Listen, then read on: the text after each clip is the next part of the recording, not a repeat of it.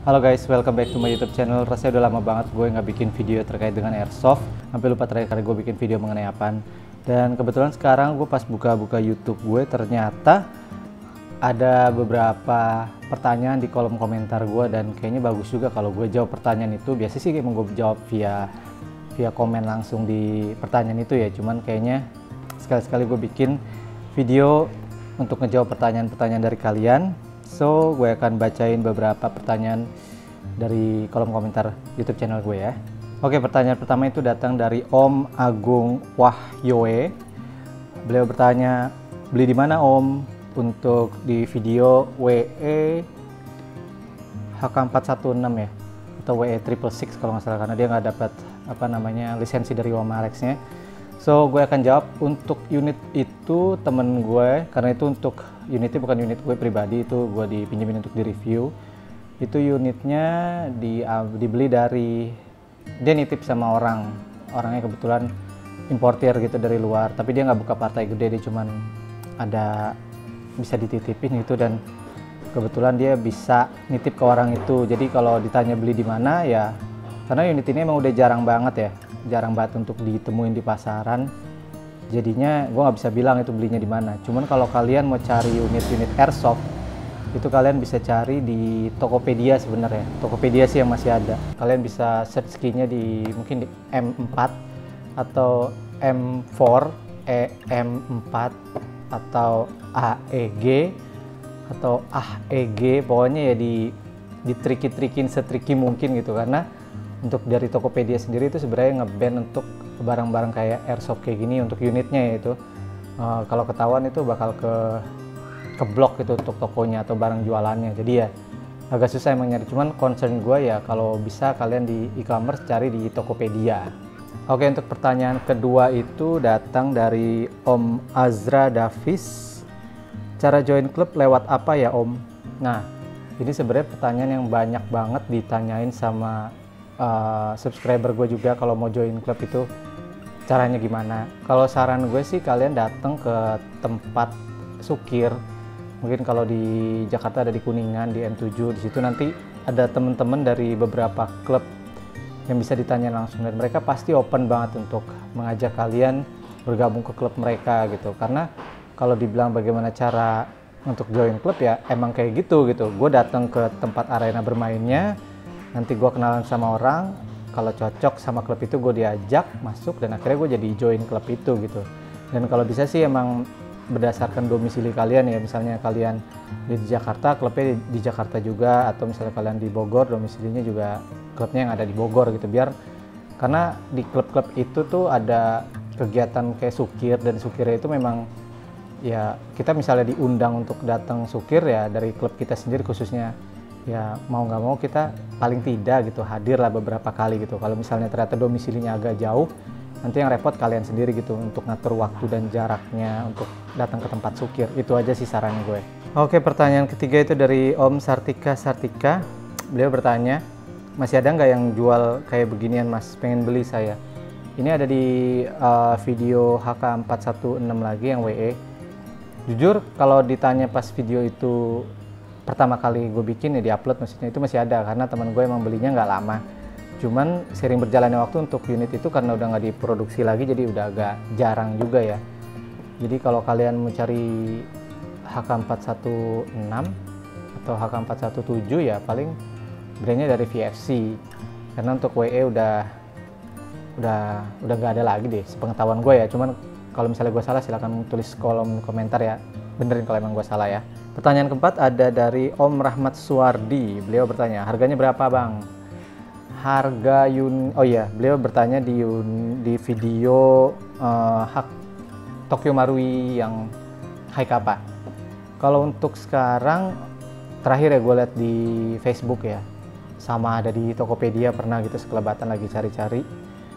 Tokyo Marui sekarang harganya sekitar 3,3 ya, yang baru ya, High Kappa 3,3. Dan yang gue punya itu, yang gue review itu adalah unit gue beli second seharga 1,7.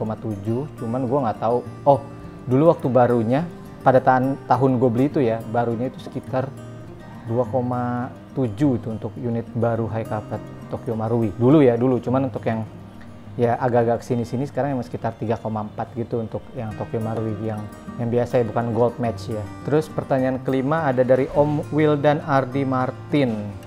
Ya, beliau bertanya, nanya dong Om, untuk unit high kappa pakai green gas atau CO2? Apakah ada cara untuk ngeluarin sisa gas dari magazinnya? Untuk unit high kappa dari plastik atau besi? Makasih.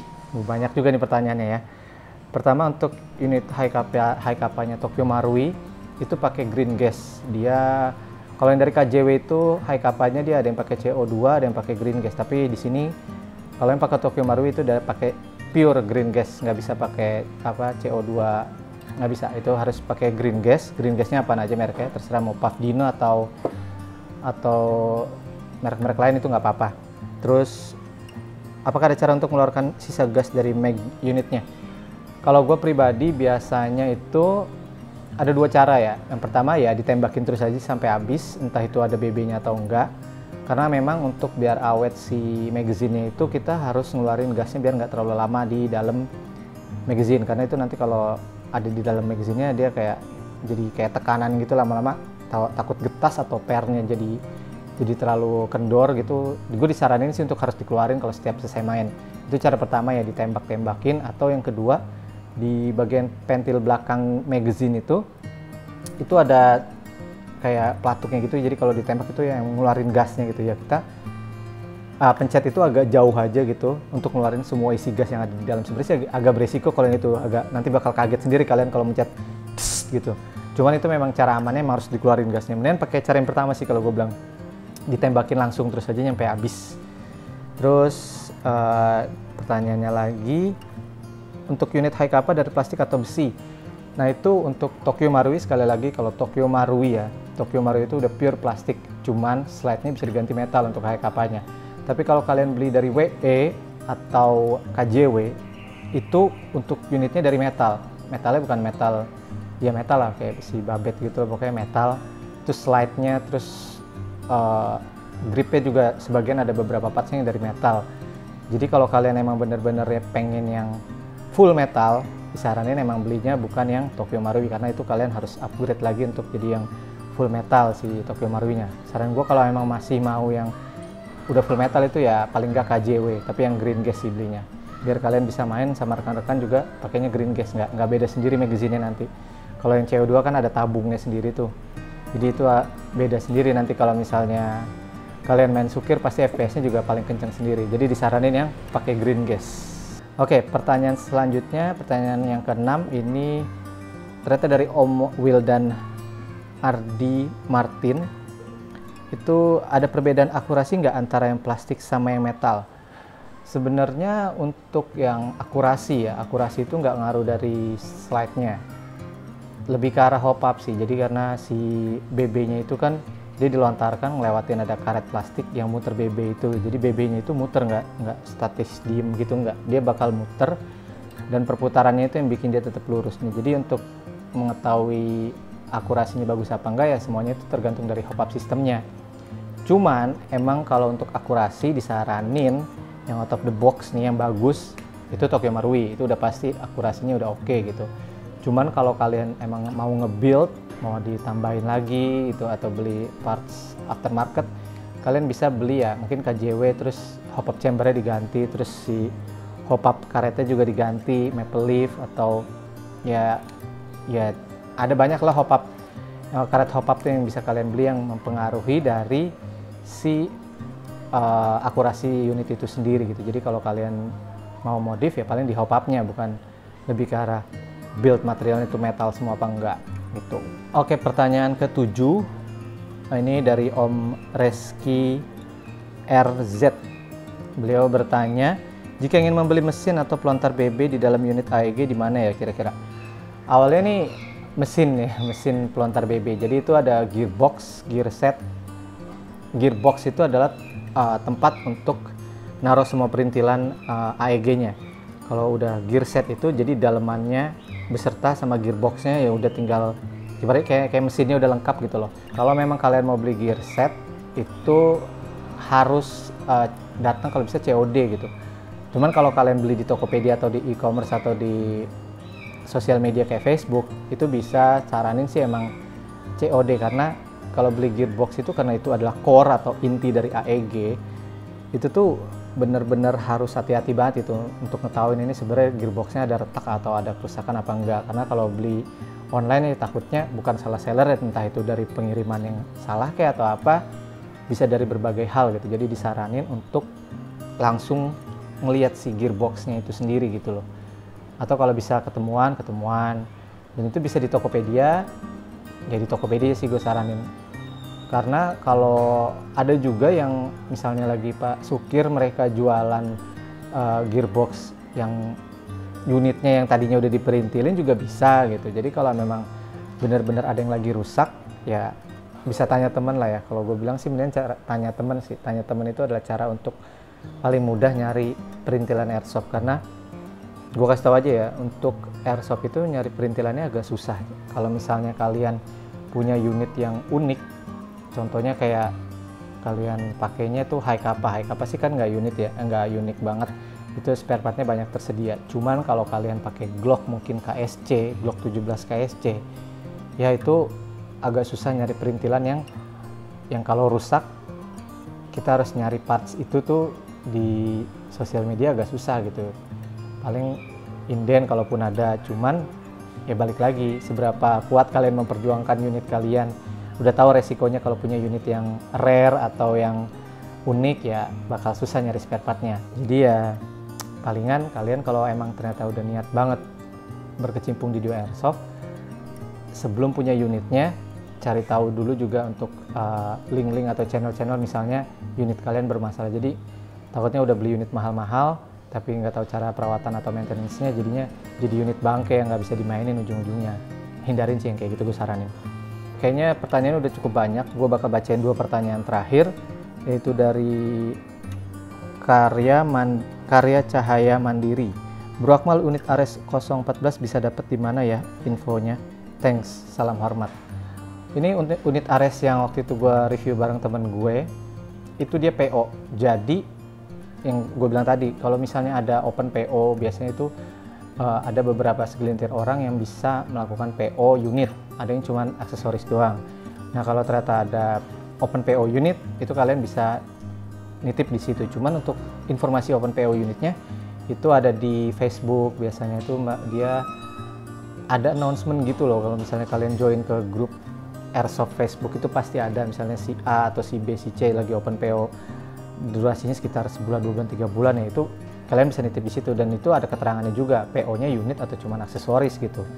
Jadi kalau memang unit-unit kayak Ares Amuba gini kan memang nggak banyak gitu dijual. Jadi untuk unit itu teman gue kebetulan dapat dari open PO. Kalau untuk di sininya agak susah gue juga ngasih taunya karena nggak pasti itu ya untuk unit kayak gitu. Dan untuk pertanyaan terakhir dari Om Azra Davis. Bro, kalau di FB boleh kasih contohnya nggak bro yang terpercaya? FB ya? FB kalau dibilang terpercaya, gue belum pernah beli di Facebook jujur aja. Cuman kalau untuk forumnya itu banyak. Kalian ketik aja FJB Airsoft jual beli, kalau namanya belum berubah ya atau belum keblok, itu muncul. Jadi di situ banyak ada pilihan grupnya. Kalian join aja, di situ ada beberapa orang yang jual unitnya juga, perintilannya juga. Biasanya di situ berlanjut entah japri atau tukeran nomor telepon, ya transaksinya terserah kalian, bisa langsung transfer terus kirim barangnya atau ketemuan dulu misalnya deket. Ya dari situ sih. Dan gue sih jujur waktu gue beli unit Tokyo Marui, gue bukan di Facebook, dulu masih zamannya Kaskus, jadi gue nyari unitnya di Kaskus dan akhirnya gue ketemuan juga. Dan saranin kalau memang beli barangnya yang secara orang ke orang kayak gini, disaranin ya memang harus orang yang kenal atau referensi dari klub yang udah kalian kenal juga gitu. Misalnya dia ada referensi dari klub apa, nama yang dikenal om ini gitu, nah itu masih bisa untuk kalian beli. Tapi kalau misalnya masih polosan ya resiko bisa ditanggung sendiri sih. Disaranin ya cari yang udah ada namanya juga gitu loh. Oke, gue rasa untuk video kali ini cukup sampai di sini dulu. Udah sekitar berapa tadi tuh, 6 tambah 2, iya 8 pertanyaan yang gue jawab ya kalau nggak salah. Makasih banget yang udah nonton dan juga sering komen di YouTube gue. Kedepannya mungkin gue bakal baca-baca komen yang kayak gini lagi, walaupun gue udah bales, tapi ya kayaknya lebih bagus juga kalau gue jelasin secara live kayak gini, bisa lebih banyak gitu dibanding gue ngejawab pertanyaan-pertanyaan kalian.